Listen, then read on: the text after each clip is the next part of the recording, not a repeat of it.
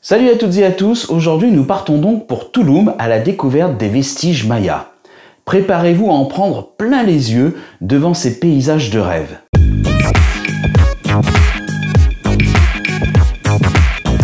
C'est parti pour cette première visite, bienvenue sur le site archéologique de Tulum, une destination fascinante située sur la magnifique côte des Caraïbes mexicaines. Nichée sur les falaises escarpées surplombant les eaux turquoises de la mer des Caraïbes, Tulum offre une expérience unique où l'histoire et la beauté naturelle se rencontrent. La fondation de la cité semble remonter à 564 comme l'indiquent certaines inscriptions.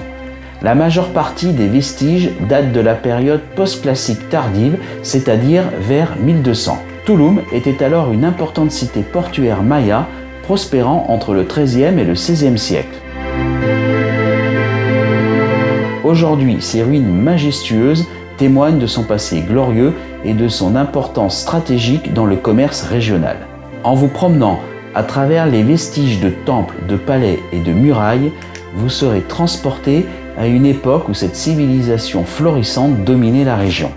La cité était encore habitée par les populations mayas lors de l'arrivée des conquistadors espagnols, mais elle fut abandonnée au cours du XVIe siècle.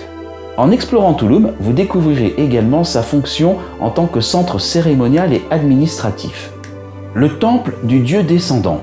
Situé au nord du site et à côté de l'enceinte intérieure, il se compose d'un petit soubassement sur lequel fut construit un temple orné à l'image du dieu descendant, élément principal de l'iconographie du site.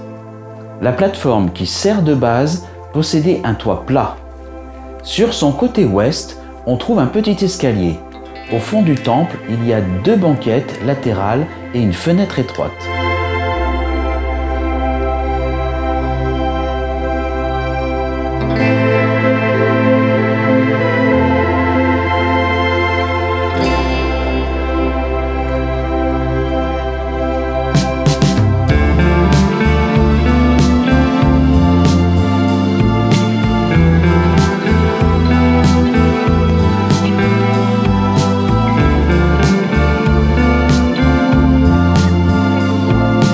Nous voici maintenant arrivés à El Castillo.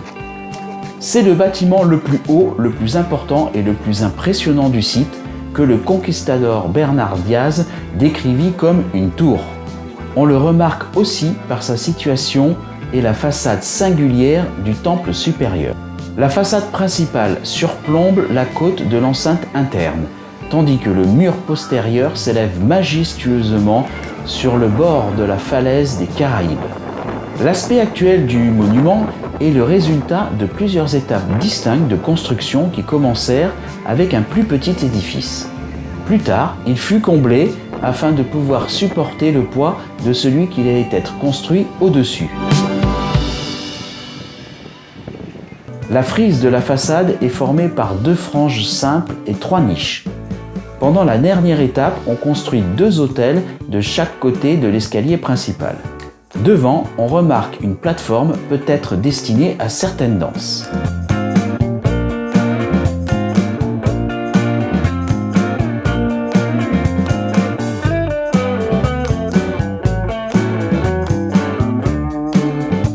Voici maintenant le temple des fresques. Il se trouve presque au centre de la cité, c'est le plus intéressant et le mieux conservé. À l'origine, il s'agit d'une construction accompagnant une habitation entourée par un portique sur trois côtés. Comme d'autres, cet édifice est en réalité le résultat de plusieurs superpositions. La chambre intérieure est le temple le plus ancien. Il a gardé une grande partie de sa décoration originale. Ces fresques constituent l'un des témoignages picturaux le plus important de la période maya. Les peintures murales ont été protégées par la galerie superposée et aussi par les travaux de conservation et de restauration qui ont été effectués.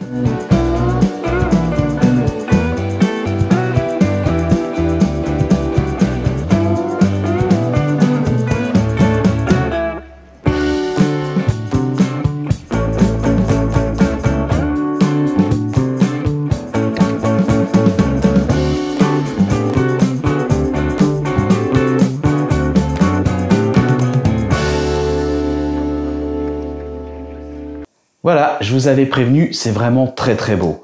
Dans la prochaine vidéo, nous allons prendre le bus et en route pour Mérida. N'oubliez pas, bien entendu, de vous abonner, de laisser vos commentaires et d'activer les notifications. Vous pouvez aussi à tout moment voir l'intégralité de mon voyage au Mexique en cliquant sur les liens juste à côté. Je vous dis à très vite pour cette troisième partie.